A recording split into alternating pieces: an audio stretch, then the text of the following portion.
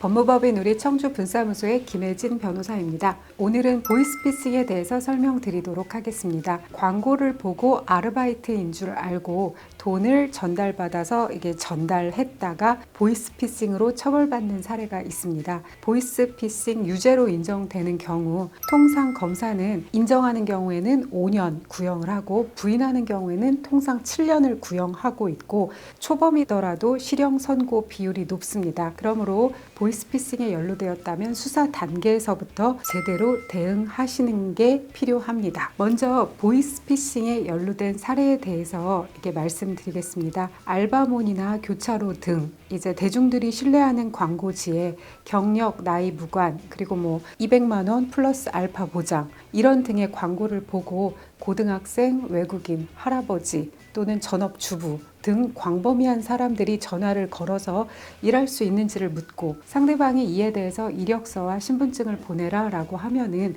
이에 대해서 자신의 소중한 개인정보가 포함된 이력서와 이제 주민등록증 등을 보내고 이후 합격했다는 말에 상대방이 돈을 취급하는 일이므로 신분을 담보할 것이 필요하다면서 가족관계 증명서나 주민등록 등본을 보내달라는 말에 의심하지 않고 가족관계 증명서 등을 보내고 그리고 나서는 상대방이 이제 갑자기 돈을 가서 받아서는 전달하는 일이다 라고 설명을 할 때 왜 돈을 받아서 전달하냐 라고 물었을 때 상대방들은 보통 세금 문제 때문이다 라고 하거나 또는 회사의 비자금으로 돈을 빌려줬다가 받는 것이다 또는 고객 비밀 보장을 위해서다 이런 등의 이유로 설명을 해서 이에 속은 사람들이 보이스피싱에 연루되어서 돈을 전달하는 일을 하였다가 보이스피싱으로 처벌받는 사례가 있습니다. 이런 말들이 상식 밖의 말이지만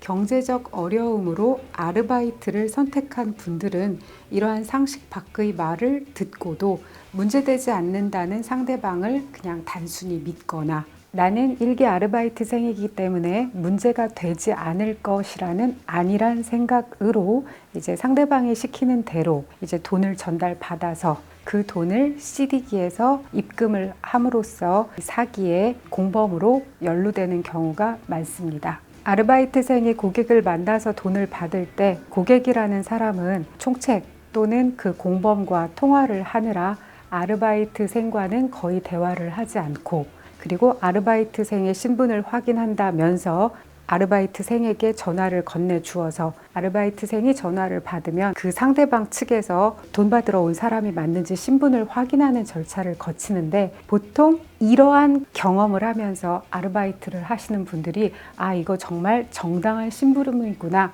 라고 생각을 하시곤 했다고 합니다. 이렇게 자신은 정상적인 아르바이트를 한 줄 알고 돈을 받아서 전달을 한 사람들이 사기로 수사를 받을 경우에 자기는 보이스피싱인지 몰랐다 라고 주장을 합니다만 수사기관은 사기임을 알 수 있었던 정황에 대한 질문을 해서 그에 대한 대답으로 사기의 미필적 고의의 인정 자료로 삼고 있습니다. 예를 들면 고객이 돈을 갚을 거라면 통상은 이체를 하는데 가서 돈을 직접 받아서 전달하는 게 이상하지는 않았는지 또는 돈을 세어보지 말라는 지시가 이상하다고 생각하지는 않았는지 또는 일당이 하는 일에 비해서 상당히 높은데 이에 대해서 의문을 제기하지는 않았는지 또는 은행에 가서 한 번에 이체하면 될 것을 CD기를 통해서 여러 번 입금하는 것이 이상한데 이에 대해서 왜 이상하다고 생각하지 않았는지 또는 고액의 돈을 받는 일에 아르바이트생을 쓴다는 점에 대해서 의구심을 왜 제기하지 않았는지 등에 대해서 질문을 하고 이에 대한 대답을 듣고 그 대답을 통해서 고의의 인정 자료로 삼고 있습니다. 경찰 피의자 신문의 경우 내용을 부인하면 증거 능력이 부인되나 이 내용 부인을 하더라도 검사가 법정에서 다시 피의자 신문을 통해서 증거를 보강하게 됩니다. 그러므로 보이스피싱의 경우에는 조사를 받으면서 하는 말 한마디 한마디가 중요하므로 최악의 상황으로 흘러가지 않도록 초기부터 전문가의 도움을 받아서 상황에 대해서 정확히 인지하고 그리고 내가 한 것보다 더 큰 책임을 지지 않도록 노력하시는 게 필요합니다. 보이스피싱에 연루된 경우 어떻게 해야 되는지를 질문하시는 분이 많습니다. 보이스피싱에 연루되었담을 알았다면, 즉 상황이 뭔가 이상하다라고 느끼셨다면 그때는 하는 행동을 즉시 멈추고 이 대화를 캡처한다거나 녹음한다거나 하는 등의 방법으로 이 증거를 남기시는 게 좋습니다. 보이스피싱에 연루되었음을 알게 되었을 때 이 대부분의 사람들이 이 상대방이 자기 자신을 지켜본다는 두려움에 피해자로부터 돈을 받는 경우가 있습니다. 근데 돈을 받음으로써 사기는 기수가 되기 때문에 더 곤란한 상황에 처하기도 합니다. 그리고 사건 중에는 아르바이트로 알고 돈을 받아서 입금하러 가던 중에 무언가 이상하다는 점을 느껴서 경찰서에 가서 자수를 했으나 이 받은 금액 중에서 일부만을 신고를 한 사례가 있었습니다. 사안의 경우 이 보이스피싱에 모르고 연루되었음에 대한 대화가 남아 있었습니다만 일부 액수만을 신고하였기 때문에 왜 일부 액수만을 신고하였는지에 대해서까지 설명을 하면서 어렵게 무죄를 선고받았습니다. 기억에 남는 사안 중에서 어느 여성이 보이스피싱에 연루된 줄 모르고 수개월 동안 5억 원 이상의 현금을 받아서 전달했던 사례가 있었습니다. 그 여성은 구속이 되었고 구속된 상태에서도 계속 울면서 자신은 보이스피싱인 줄을 전혀 몰랐다라고 주장을 했었고 이 구속되어서 변호인을 선임한 사례가 있었는데요. 저희가 가서 접견을 할 때에도 마찬가지로 울면서 억울함만을 하소연하였습니다.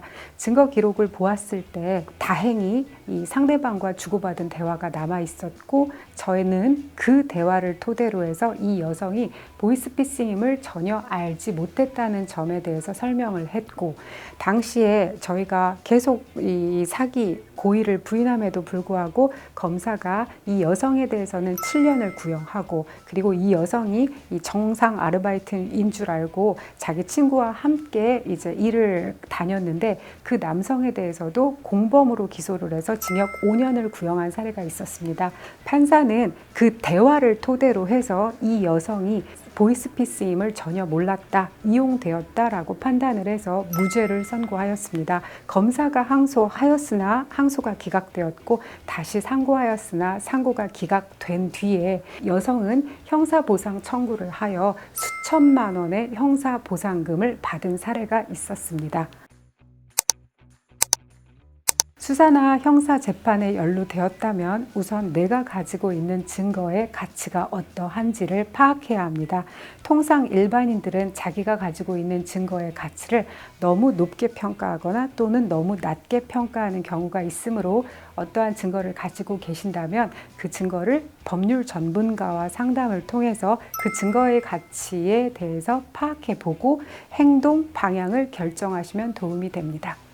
만약에 내가 가지고 있는 증거로 보아서 유죄 선고를 받을 가능성이 높다 하면 그때는 합의를 위해서 노력하시는 게 좋습니다. 만약에 형사 재판에서 합의가 안 되었을 때에는 배상명령 신청을 한 경우에는 집행력이 부여되는 배상명령이 이제 부과되기도 하기 때문에 설사 배상명령 신청이 없었다 하더라도 피해자가 유죄 판결문을 토대로 해서 손해배상 청구를 하는 경우 사기는 고의범이기 때문에 과실상계로 액수가 감액되는 가능성이 낮기 때문에 가능하시다면 형사 재판을 받으면서 합의를 해서 양형에서도 도움을 받고 민사적으로도 도움을 받으시는 게 좋습니다. 기존에는 피해자가 동의하지 않는 경우 공탁이 불가능하였습니다만 공탁법 개정으로 피해자가 부동의하더라도 형사 공탁을 할 수 있는 이 제도가 마련되었으므로 합의가 되지 않는다면 형사 공탁 제도를 활용해 보시기 바랍니다. 이상은 법무법인 우리 청주 분사무소 김혜진 변호사입니다.